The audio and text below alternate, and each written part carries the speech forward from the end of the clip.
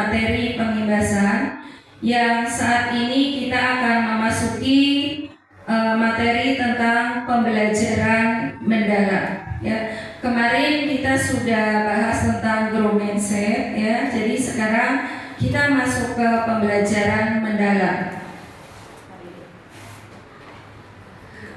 Mengapa kita atau di Indonesia itu perlu pembelajaran mendalam? Inilah yang melatar belakanginya, yaitu perubahan masa depan yang sulit diprediksi, ya. Jadi ini untuk mengikuti perkembangan zaman. Kemudian permasalahan mutu pendidikan, terutama dalam literasi, numerasi, keterampilan berpikir tingkat tinggi atau HOTS, dan ketimpangan pendidikan. Nah, karena menurut penelitian, ya, mutu pendidikan kita masih rendah. Kemudian bonus demografi 2035 dan visi Indonesia di tahun 2045, yaitu visinya menuju Indonesia emas dan kompetensi masa depan. Inilah ya yang melatar belakangi kita atau pendidikan di Indonesia itu membutuhkan pembelajaran mendalam. Nah, ini karena ya tingkat berpikir peserta didik di Indonesia itu masih rendah, ya. Tadi terutama dalam literasinya, numerasinya juga, ya. Mengapa perlu pembelajaran mendalam, ya? Tadi sudah dijelaskan. Nah, di sini untuk pembelajaran mendalam itu menggunakan atau pendekatan pembelajaran dengan menambahkan karakteristik praktik pedagogi. Kemarin juga sudah disinggung, ya. Nah, ini keterlibatan. Maksudnya di sini adalah keterlibatan siswa. Dalam pembelajaran kita harus melibatkan siswa, ya, untuk ikut aktif dalam pembelajaran. Kemudian berkesadaran. Guru itu dapat membangun kesadaran peserta didik untuk menjadi pembelajar yang aktif dan terintegrasi secara interaktif untuk belajar, ya, yang akhirnya bisa mencapai tujuan. Kemudian memuliakan pembelajaran mendalam ini, ya, harus memuliakan murid. Artinya apa? Kita harus saling menghormati dan menghargai potensi, martabat, dan nilai-nilai kemanusiaan. Kemudian pengembangan budaya belajar, ya. Guru lebih dapat mengembangkan kemandirian dan berinovasi dan melibatkan peserta didik dalam mengembangkan pengalaman belajar. Kemudian pemanfaatan teknologi digital dan juga multi atau interdisiplin ilmu pengetahuan, ya. Mungkin Bapak Ibu sudah pernah mendengar tentang STEM, ya, itulah yang sedang digalakkan, ya. Nah, STEM itu juga untuk mengatasi masalah-masalah yang ada dalam kehidupan. Ini pembelajaran mendalam, ya.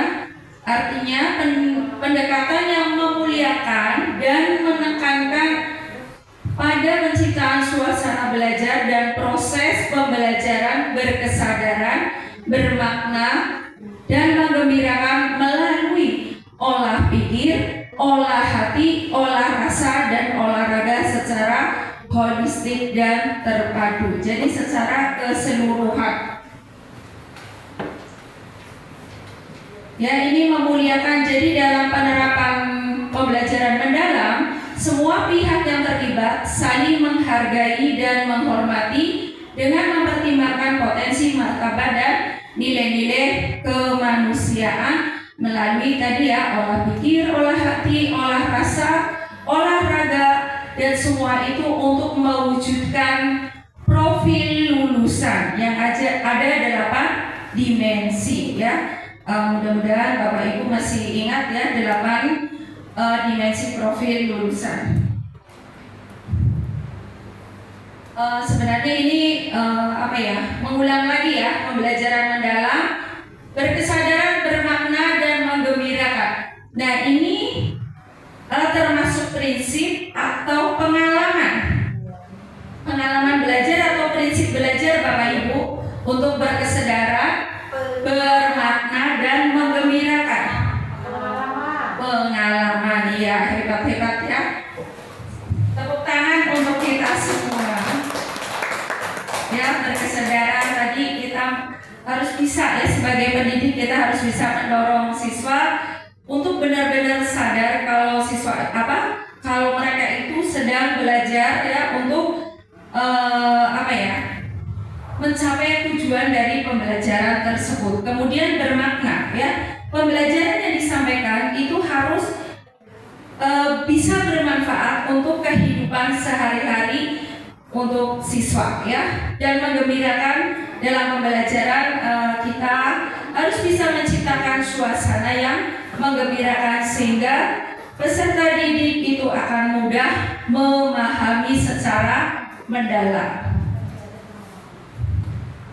Nah ini tadi ya, berkesadaran, bermakna dan menggembirakan itu harus melalui olah pikir ya, dimana olah pikir itu mengutamakan akal budi dan kemampuan kognitif. Kemudian olah hati ya, ini mengarah kepada kepekaan batin ya, membentuk budi pekerti serta menanamkan nilai-nilai moral dan spiritual. Kemudian olah rasa, ini kepekaan terhadap estetika, empati dan kemampuan menghargai keindahan. Olahraga ini bertujuan untuk menjaga dan meningkatkan kesehatan baik fisik maupun non fisik. Nah ini sebenarnya rangkuman dari pembelajaran mendalam ya, dari kerangka pembelajaran, pengalaman belajar, prinsip pembelajaran yang akhirnya akan diwujudkan dalam dimensi profil lulusan. Nah ini nanti yang harus ada dalam pembelajaran kita, dalam RPP atau rancangan pembelajaran kita ya. Dimensi profil lulusan ya, ada 8, insya Allah sudah pada hafal ya, jadi skip aja. Ini ada singkatannya kan, biar ini ngapal yang mudah, ngawal pernah. Oh iya, ini Ya gampang lupa. ada singkatan untuk 8 dimensi profil lulusan ya. Mawar kertas, koko manis ya. Mawar kertas, koko manis. Ma-nya itu beriman dan bertakwa. Wa itu keluarga negaraan.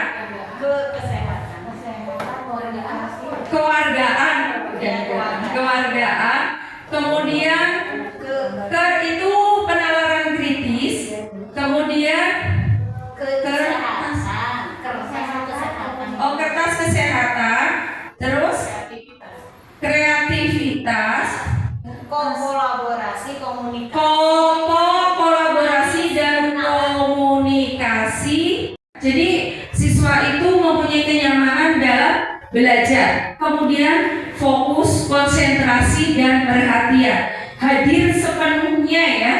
Kalau dulu dalam GP itu apa Bu? Yang hadir sepenuhnya ya.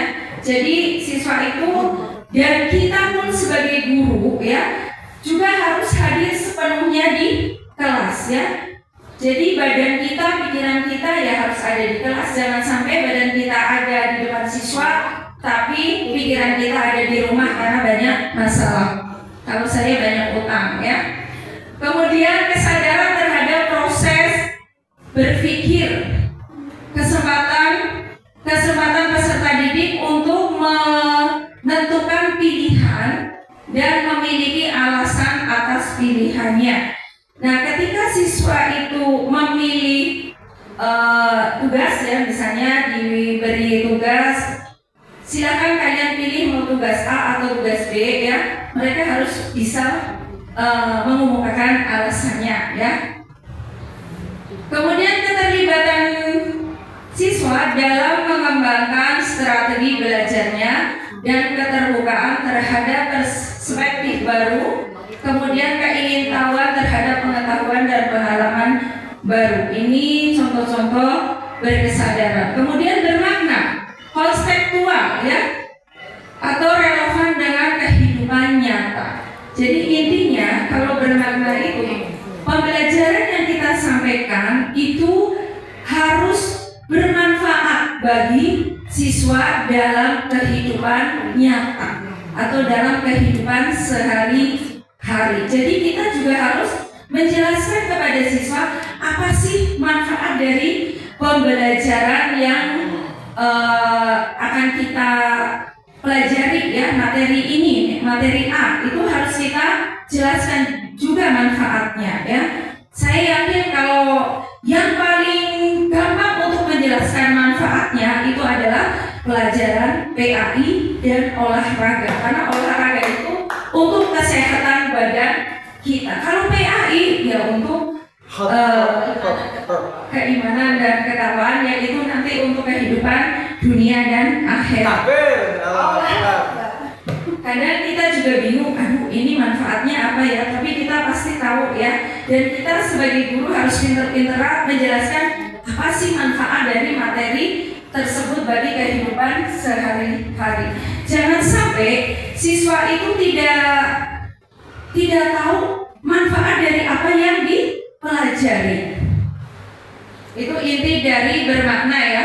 Kemudian menggembirakan ya, kita harus bisa menciptakan suasana belajar yang menyenangkan. Meskipun banyak tantangan, kesulitan, tapi tetap kita harus menciptakan pembelajaran yang menyenangkan dan menggembirakan supaya siswa-siswa kita, anak-anak kita ya mudah, karena rasa senang, udah punya rasa senang, rasa gembira, akan mudah memahami materi yang kita sampaikan. Nah ini pengalaman belajar ya. Ini kalau dulu kita pakai taksonomi Bloom ya, dimana mengingat, memahami, menerapkan, menganalisis, mengevaluasi, baru mencipta. Ini yang C1 sampai C6 ya. Nah sekarang itu kalau PM itu menggunakan taksonomi Solo ya, yaitu pra-instruktur, instruktural, unistruktural, multistruktural, kemudian relasional ya, kemudian berpikir abstrak yang mendalam. Nah dalam pengalaman belajar PM, kalau memahami itu berarti masih di taraf. Kalau taksonomi Bloom itu mengingat dan memahami. Kalau taksonomi Solo, prastruktural, unistruktural dan multistruktural itu kalau memahami ya. Kalau sudah mengaplikasikan berarti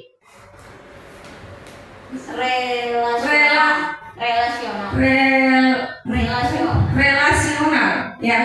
Dan kalau merefleksi, itulah yang paling tinggi, tingkatan paling tinggi, yaitu berpikir abstrak yang mendalam. Dalam taksonomi Bloom itu kita mencipta, sudah bisa mencipta ya. Nah deskripsinya ya, kalau prastruktural itu berarti belum memahami.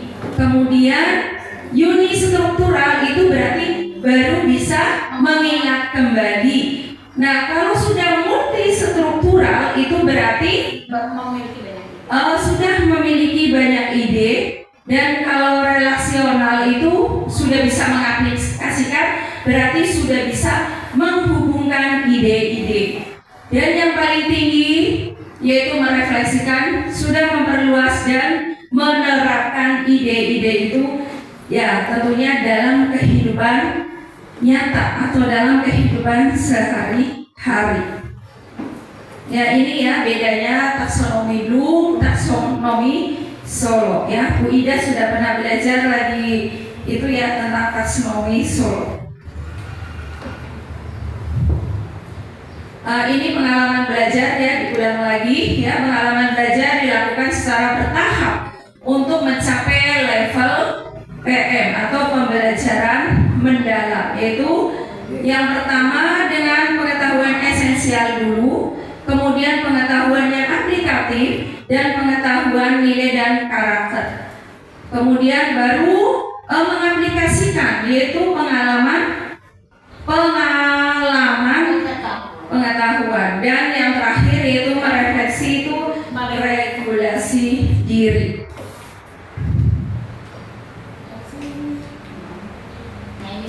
Ini taksonomi Solo ya, seperti yang tadi ada prastruktural berarti belum memahami, unistruktural berarti mulai mengingat kembali, multistruktural sudah mempunyai banyak ide ya, kemudian relasional itu sudah menerapkan ide-idenya ya.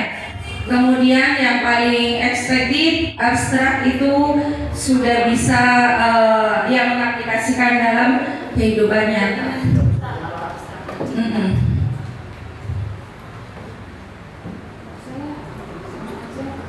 Kota Solo. Ini sama ya, sudah bisa dipahami lah tentang jenis pengetahuannya tadi, esensial, aplikatif, kemudian pengetahuan nilai dan karakter untuk karakteristiknya dan contohnya ya.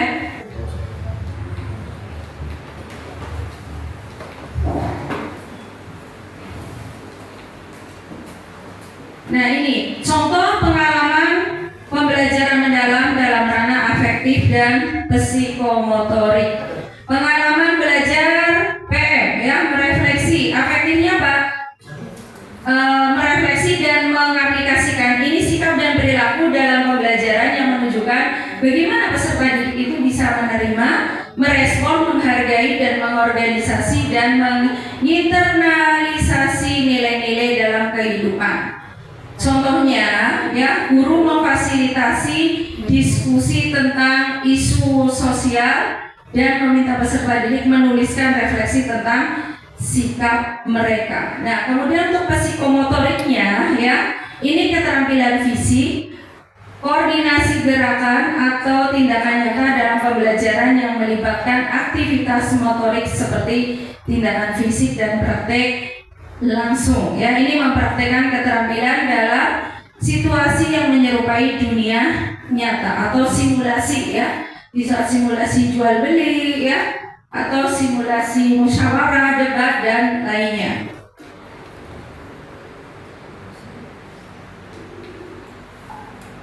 Ini sudah ya kerangka.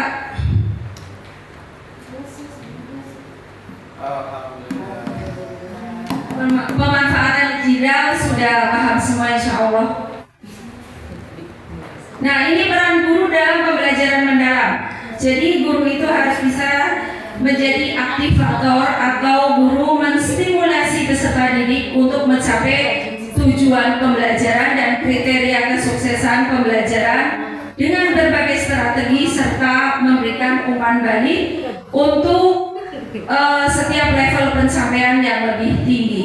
Kemudian kolaborator ya, guru itu membangun kolaborasi atau kerjasama inquiry dengan peserta didik, rekan sejawat, keluarga, masyarakat atau mitra profesi dan dudika. Dudika apa sih? Dalam mitra lain yang mengembangkan dan berbagi pengalaman nyata dalam penerapan PM. Kemudian mengembang budaya belajar ya. Guru memberikan kepercayaan dan peluang mengambil resiko ya kepada peserta didik untuk mengembangkan kreativitas dan berinovasi dan melibatkan peserta didik mengembangkan pengalaman belajar serta menciptakan lingkungan pembelajaran yang mendukung pembelajaran mendalam.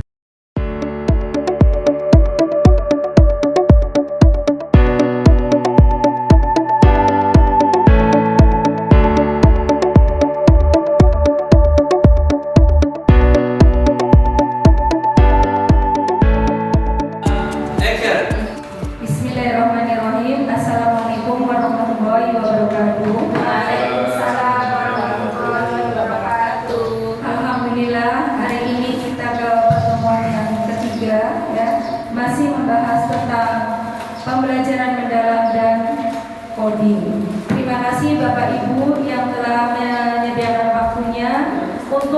menghadiri IHT dan pengimbasan atau pengimbasan dari pembelajaran mendalam dan coding. Pada kesempatan hari ini narasumbernya Bu Windu dan Pak Dede ya.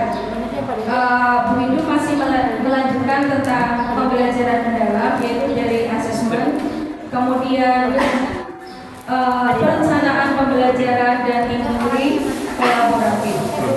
Kepada Bu Windu dipersilakan. Baru di Kadasan Pak. Terima kasih Bu An untuk kesempatannya. Nanti kenalin. Baik Bapak dan Ibu, masih semangat? Ada campur. Tepuk semangat dulu ya. Tepuk semangat yang ada yang tahu, tepuk semangat yang dang dang dang.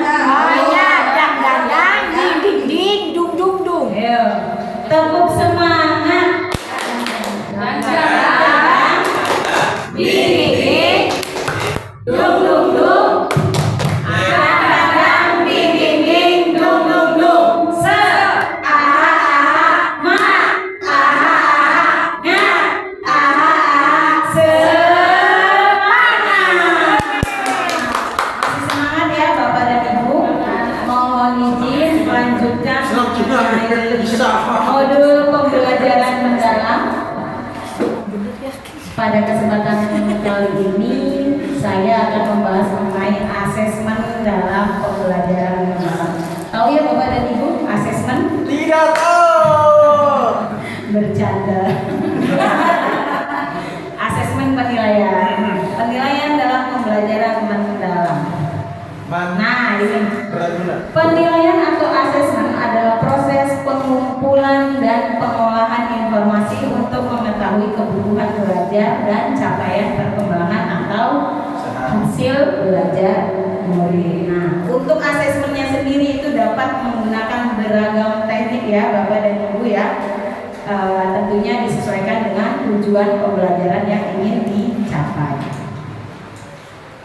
Nah, prinsip asesmen ada 3 prinsip dalam asesmen. Yang pertama berkeadilan.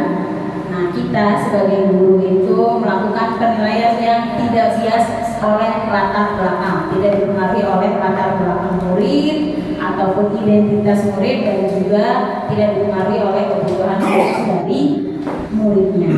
Kemudian untuk prinsip yang kedua yaitu edukatif. Nah, penilaian dengan prinsip edukatif ini hasilnya digunakan sebagai umpan balik untuk kita sendiri sebagai guru, kemudian umpan balik juga untuk murid, dan juga umpan balik untuk orang tua. Untuk apa umpan baliknya? Untuk meningkatkan proses pembelajaran dan juga hasil belajar. Nah, untuk prinsip pembelajaran, prinsip asesmen yang ketiga yaitu objektif.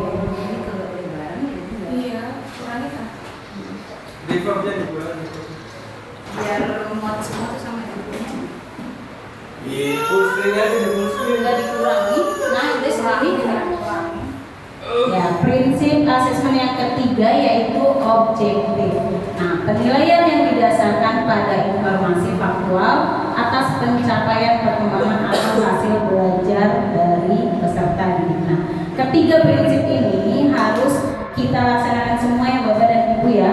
Kita melakukan penilaian itu tidak dipengaruhi oleh latar belakang muridnya ataupun kedekatan murid dengan kita ataupun hal lainnya. Yang jelas ketiganya ini harus kita laksanakan dalam melakukan asesmen atau penilaian. Nah, untuk asesmen pada pembelajaran mendalam.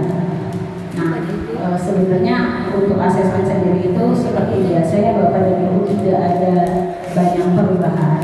Asesmennya tetap ada 2, yaitu asesmen formatif dan juga asesmen sumatif. Untuk asesmen formatif ini dilakukan untuk memberikan umpan balik selama proses pembelajaran. Kemudian dilakukannya secara bertahap dan berkelanjutan untuk mencapai level pembelajaran mendalam. Sedangkan untuk asesmen sumatif dilaksanakan untuk mengetahui capaian pembelajaran secara menyeluruh. Jadi kalau yang formatif itu selama proses pembelajaran, sedangkan yang sumatif itu di akhir bab atau mungkin di akhir semester atau di tengah semester. Ya, sahabat ibu. Nah, pada pembelajaran mendalam, asesmennya ini mendorong adanya transferable skill murid agar dapat menerapkan pengetahuan, sikap, dan keterampilan pada kehidupan nyata. Nah, asesmen yang digunakan ini bertujuan untuk memahami sejauh mana kedalaman pemahaman telah dicapai, kemudian merancang aktivitas belajar yang mendorong murid untuk naik ke tingkat pemahaman yang lebih kompleks, dan yang ketiga memberikan umpan balik yang lebih tepat sasaran berdasarkan level pemahaman. Nah, masih ingat ya Bapak dan Ibu prinsip ada anak yang belum pulang ke rumah. Jasa. prinsip PM masih ingat Bapak dan Ibu? Ya, berkesadaran. Berkesadaran, bermakna dan gembira. Kalau pengalaman belajar PM-nya Bapak dan Ibu memahami, mengaspirasi dan pada pengalaman belajar yang mengaplikasi dan merefleksi ini, murid mengalami pendalaman pengetahuan di level relasional dan level extended abstrak atau abstrak yang diperluas. Yang tentunya kembali lagi ya Bapak dan Ibu, kita sudah kenal ya yang namanya HOT ya, Higher Order Thinking Skill. Nah, sehingga guru perlu mengembangkan asesmen yang mengarah pada level HOT murid untuk mencapai pendalaman pengetahuan. Nah, ini ada asesmen formatif dan sumatif ya Bapak dan Ibu. Asesmen formatif tadi sudah saya sampaikan di awal, itu adalah asesmen yang bertujuan untuk memberikan informasi atau umpan balik bagi pendidik atau kita guru dan juga murid untuk memperbaiki proses pembelajaran. Nah, asesmen formatif ini ada dua jenis. Yang pertama asesmen di awal pembelajaran, kemudian yang kedua asesmen di dalam proses pembelajaran. Untuk asesmen yang di awal pembelajaran ini dilakukan untuk mengetahui kesiapan murid untuk mempelajari materi. Biasanya contoh soal asesmen di awal pembelajaran seperti apa Bapak dan Ibu? Bisa Yang sering kita lakukan, ya. Biasanya dilakukan dengan cara memberikan pertanyaan pemantik. Ya. Itu namanya asesmen di awal pembelajaran. Kemudian untuk asesmen di dalam proses pembelajaran, ini dilakukan selama proses pembelajaran untuk mengetahui perkembangan murid dan sekaligus pemberian umpan balik yang cepat. Jadi di dalam proses pembelajaran, ketika proses pembelajaran masih berlangsung. Kemudian asesmen sumatif adalah asesmen yang dilakukan untuk memastikan ketercapaian tujuan pembelajaran. Nah, pada jenjang pendidikan dasar dan menengah, asesmen sumatif bertujuan untuk menilai pencapaian hasil belajar murid sebagai dasar penentuan kenaikan kelas dan juga kelulusan dari satuan pendidikan. Nah, ini asesmen dalam penerapan pembelajaran mendalam ya, asesmen formatif dan sumatif ini diterapkan dengan penekanan pada asesmen autentik dan holistik. Ya, autentik ini penilaian yang mempresentasikan realitas kehidupan atau konteks sehari-hari, berfokus pada proses dan produk belajar dalam konteks yang nyata dan bermakna. Tujuannya untuk mengukur kompetensi nyata seperti pemecahan masalah, berpikir kritis, berpikir kreatif, kolaborasi, dan juga komunikasi. Sedangkan untuk aspek holistik, ini penilaian yang melihat keseluruhan aspek kemampuan siswa secara utuh dan terpadu, yaitu pengetahuan, keterampilan, dan juga sikap. Nah, untuk yang holistik ini dapat terintegrasi berbagai dimensi pembelajaran untuk memberi gambaran komprehensif terhadap perkembangan belajar siswa. Project assessment. Nah, ini asesmen ada dua ya Bapak dan Ibu ya. Mengingatkan sampaikan kembali ada formatif dan juga sumatif. Nah ini kayaknya kita sudah kenal ya, assessment as learning, assessment for learning, assessment of learning. Assessment as learning dan assessment for learning itu adalah bagian dari penilaian formatif atau bagian dari assessment formatif. Sedangkan assessment of learning itu bagian dari assessment sumatif.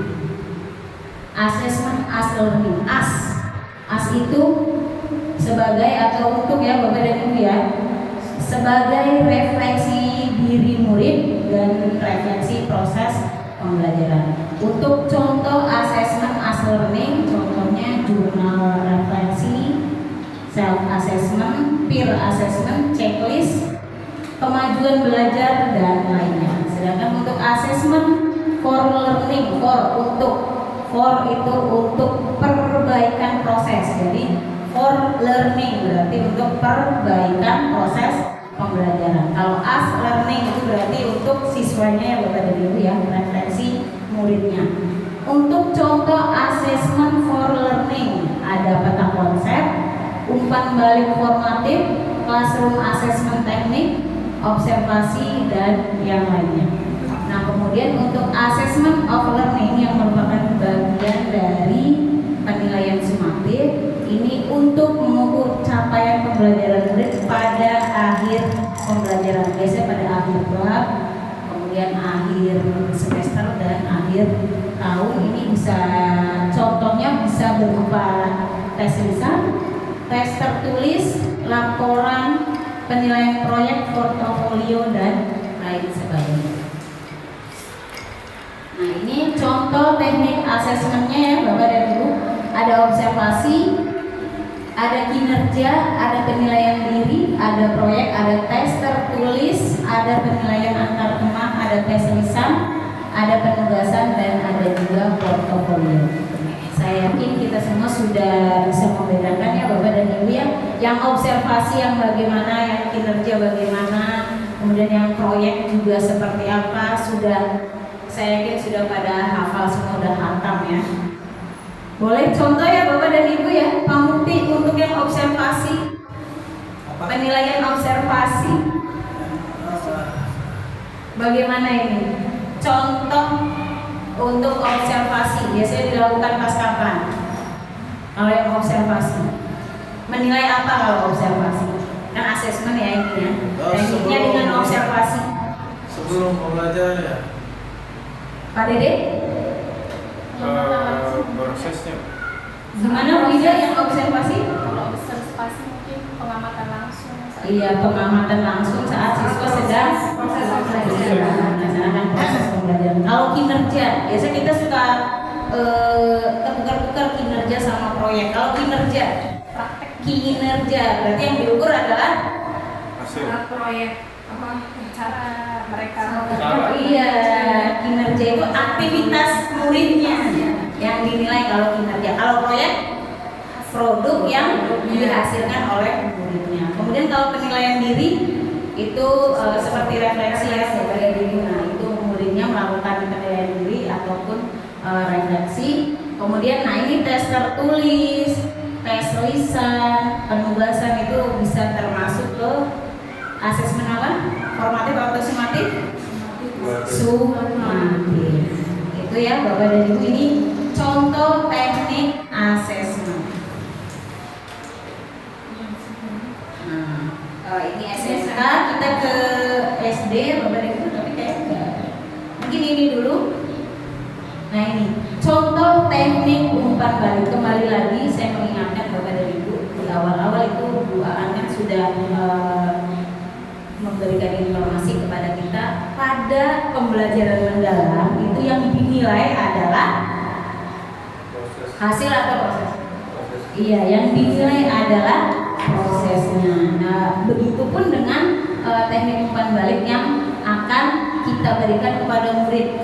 Yang harus kita yang harus kita tekankan adalah bagian dari prosesnya.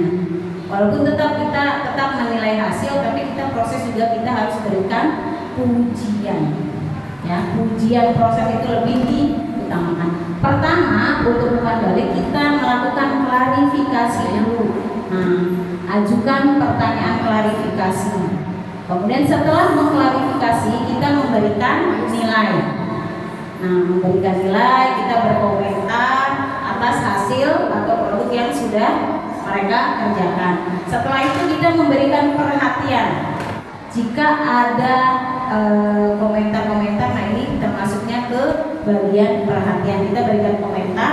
Selanjutnya setelah kita berkomentar, kita juga memberikan saran untuk perbaikan. Nah, terakhir adalah apresiasi atau pujian atas usaha yang sudah dilakukan. Kembali lagi adalah pujian proses. Kamu sudah hebat bisa membuat karya ini. Walaupun karyanya mungkin masih sederhana, tapi kita berikan pujian prosesnya. Masih ingat ya Bapak dan Ibu ya, pokoknya kalau PM taksonomi yang digunakan adalah taksonomi Solo. Taksonomi Solo ya. Jadi tidak lagi taksonomi Bloom, tapi kita adalah taksonomi Solo. Pokoknya ingat Solo ya. Ini kenapa sih menggunakan taksonomi Solo? Ini ada tujuannya ya Bapak Ibu. Pertama, untuk memahami sejauh mana kedalaman pemahaman yang telah dicapai. Kemudian yang kedua, merancang aktivitas belajar yang mendorong siswa untuk naik ke tingkat pemahaman yang lebih kompleks. Tadi di level yang keempat ya, yang ekstrim abstrak itu. Kemudian tujuan yang terakhir itu memberikan umpan balik yang lebih tepat sasaran berdasarkan level pemahaman. Tadi di bagian refleksi. Ini sudah ya Bapak dan Ibu ya kemarin.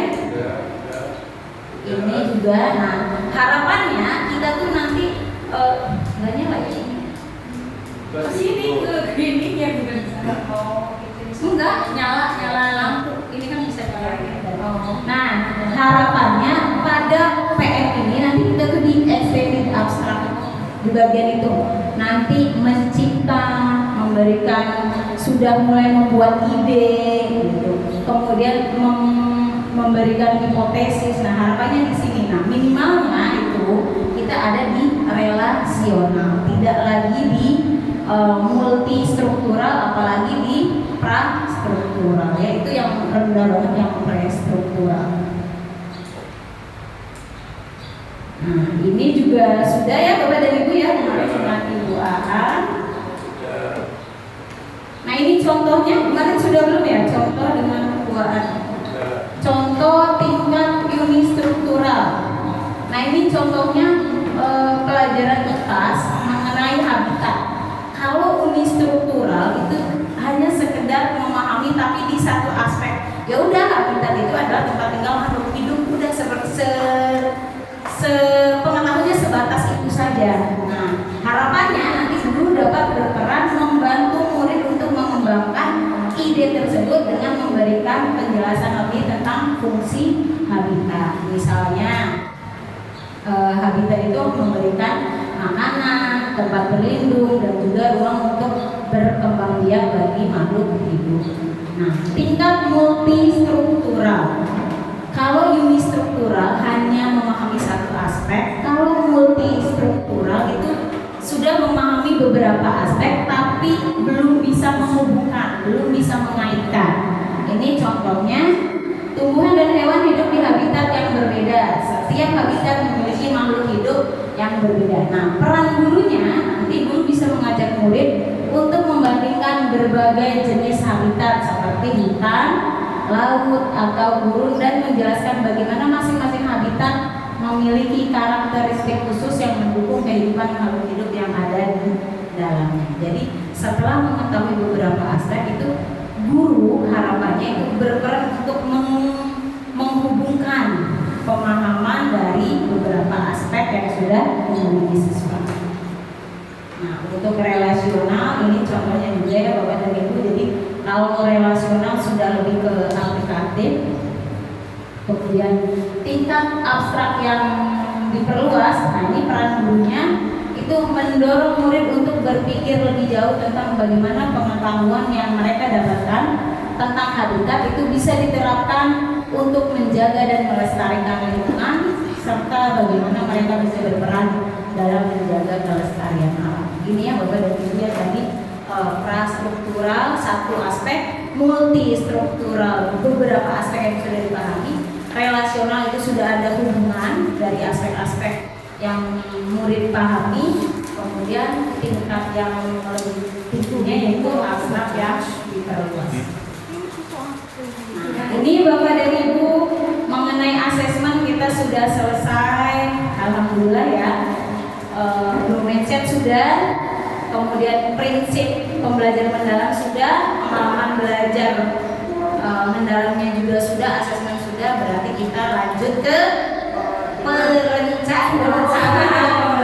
perencanaan pembelajaran. Jadi kita bertahap dulu ya Bapak dan Ibu. Jadi kita harus memahami dulu bagaimana growth mindset itu nanti bisa merubah pola pikir kita yang nantinya akan merubah hasil yang didapatkan. Nah, karena kita kan kaitannya dengan ini ya, dengan pendidikan ya, harapannya kita bisa menghasilkan murid-murid yang memiliki pemahaman tadi abstrak yang diperluas, tidak hanya sekedar memahami tapi sudah bermakna, Bertumbuh.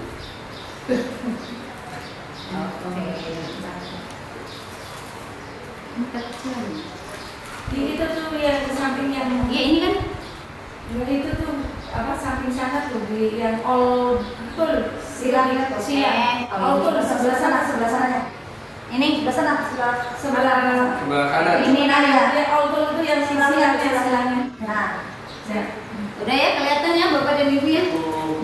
Nah, kita sudah semua nih bertahap growth mindset-nya, prinsip PM-nya, pengalaman belajar PM-nya, nah, kemudian asesmen. Nah, sekarang kita ke perencanaan pembelajaran mendalam atau yang sering kita kenal itu RPP-nya. Gimana sih RPP PM itu? Ya, modul ajar PM itu seperti apa?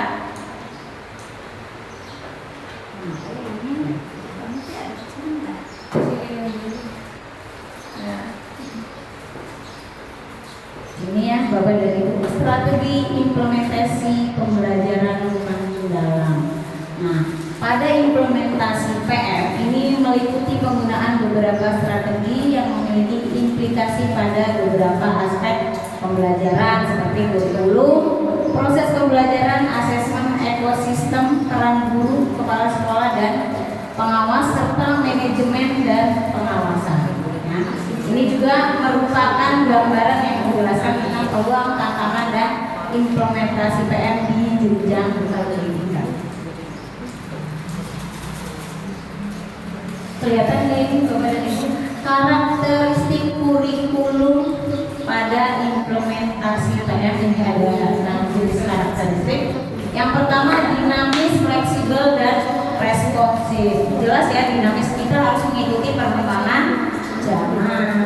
Terus berpusat pada peserta didik harus ya sejak baik kurikulum yang terdahulu sampai yang sekarang itu memang kita harus berpusat pada peserta didik. Kemudian pembelajaran yang terpadu ini bisa lintas disiplin ilmu ya Bapak dan Ibu, bisa menggabungkan beberapa mata pelajaran. Kemudian yang keempat relevan dan peduli dengan kehidupan masyarakat. Jelas ini yang disebut dengan sesuai dengan kehidupan sehari-harinya murid. Kemudian yang kelima pengembangan keterampilan tingkat tinggi. Tadi kita asesmennya aja harus membuat asesmen dengan level notes ya. Kemudian yang terakhir adalah pemanfaatan teknologi digital. Nah ini tuh perencanaan pembelajaran mendalam. Ini ada 4 komponen yang harus ada di RPP PM ya Bapak dan Ibu. Ini 4-4-nya harus ada, baru nanti ini disebutnya RPP PM seperti itu Bapak dan Ibu. Kalau di sini mah disebutnya perencanaan pembelajaran PM gitu. Ya mungkin kita juga karena kurikulumnya kan masih kurikulum merdeka, kita boleh menyebutnya modul PM seperti itu ya Bapak dan Ibu. Nah, komponen yang harus ada, yang pertama itu identifikasi, kemudian yang kedua desain pembelajaran, yang ketiga pengalaman belajar, dan yang keempat adalah asesmen. Untuk identifikasi ini ada 3 komponen lagi Bapak dan Ibu. Yang pertama mengidentifikasi kesiapan murid, kemudian memahami karakteristik materi pelajaran, dan yang ketiga menentukan dimensi profil lulusan. Untuk desain pembelajaran ada 2 komponen. Pertama menentukan tujuan pembelajaran, yang kedua menentukan kerangka pembelajaran. Nah, di kerangka pembelajaran kemarin sudah dibahas sama Bu An ya, ada praktik pedagogis, kemitraan pembelajaran, lingkungan pembelajaran, dan juga pemanfaatan. Kemudian komponen yang ketiga itu pengalaman belajar. Terdiri dari 2. Yang pertama merancang pembelajaran dengan prinsip berkesadaran, bermakna, dan menggembirakan. Kemudian yang kedua mendeskripsikan pengalaman belajar, memahami, mengaplikasi, dan merefleksi. Nah, untuk asesmennya ini harus ada 3 ya Bapak dan Ibu. Ada asesmen pada awal pembelajaran, asesmen pada proses pembelajaran, dan asesmen pada akhir pembelajaran. Nah, 4 komponen ini itu wajib ada di yang namanya perencanaan pembelajaran mendalam. Walaupun nanti di akhir-akhir itu ada perencanaan pembelajaran yang komponennya minimalis, tapi menurut saya itu tetap sepertinya harus tetap ini yang minimal ini. Iya, tetap harus dipenuhi semua Bapak dan Ibu. Nggak ada yang minimal itu diidentifikasi hanya DPL, tapi sisanya yang 3 sisanya itu wajib ada semua. Nah, ini siklusnya ya Bapak dan Ibu.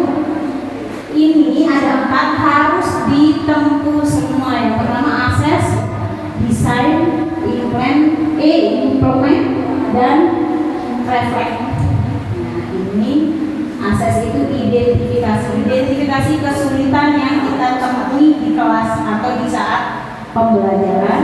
Identifikasi apa saja.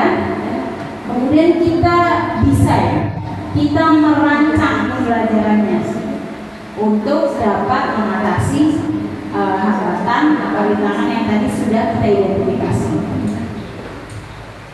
Nah, kemudian kita laksanakan pembelajarannya, ya. Setelah tadi identifikasi, membuat perencanaan, kemudian kita melakukan pelaksanaan pembelajaran. Nah, ini kemudian yang terakhir ada pengukuran dan refleksi. Refleksi itu penting ya Bapak dan Ibu untuk mengetahui ketercapaian atau hasil dari usaha yang sudah kita lakukan. Nah, ini penerapannya. Pertama, membangun dialog terbuka yang reflektif, kemudian mengintegrasikan dialog terbuka dan proses inquiry kolaboratif, kemudian melakukan refleksi berbasis data untuk perbaikan yang terukur. Selanjutnya panduan diskusi refleksif ini. Ini nanti bisa Bapak dan Ibu baca-baca dan pakai kembali ya Bapak dan Ibu. Nanti dikirim modulnya. Nah, ini tahapannya. Tadi identifikasi, deskripsinya, kemudian perancangannya apa, hasilnya atau outputnya. Kemudian untuk perencanaan juga sama. Untuk implementasi atau pelaksanaan pembelajarannya yang berbeda. Dan yang terakhir adalah refleksi. Ini mungkin ya sudah selesai Bapak dan Ibu, kita sudah belajar domain set, kemudian prinsip pembelajaran mendalam, pengalaman belajar pembelajaran mendalam, kemudian asesmennya. Terus kita juga belajar membuat perencanaan pembelajaran mendalam sampai ke inquiry kolaboratif. Ada yang mau ditanyakan Bapak dan Ibu sebelum kita berlanjut ke materi berikutnya? Sudah paham semua ya Bapak dan Ibu?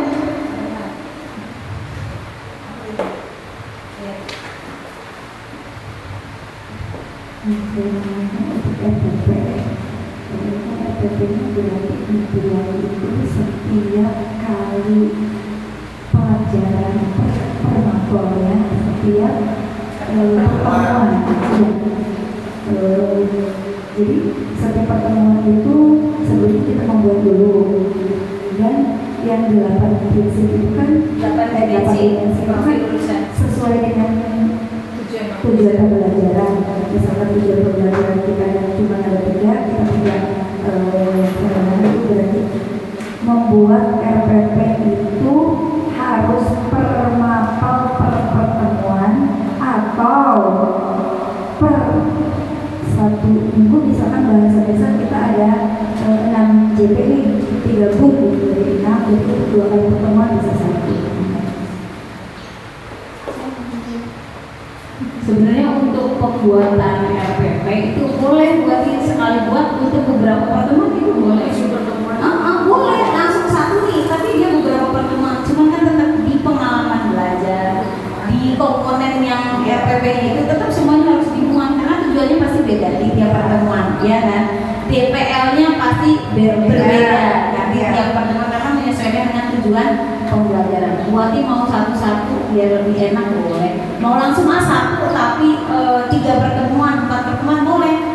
Karena yang penting semuanya itu tertuang di RPP itu buat yang 4 komponen tadi.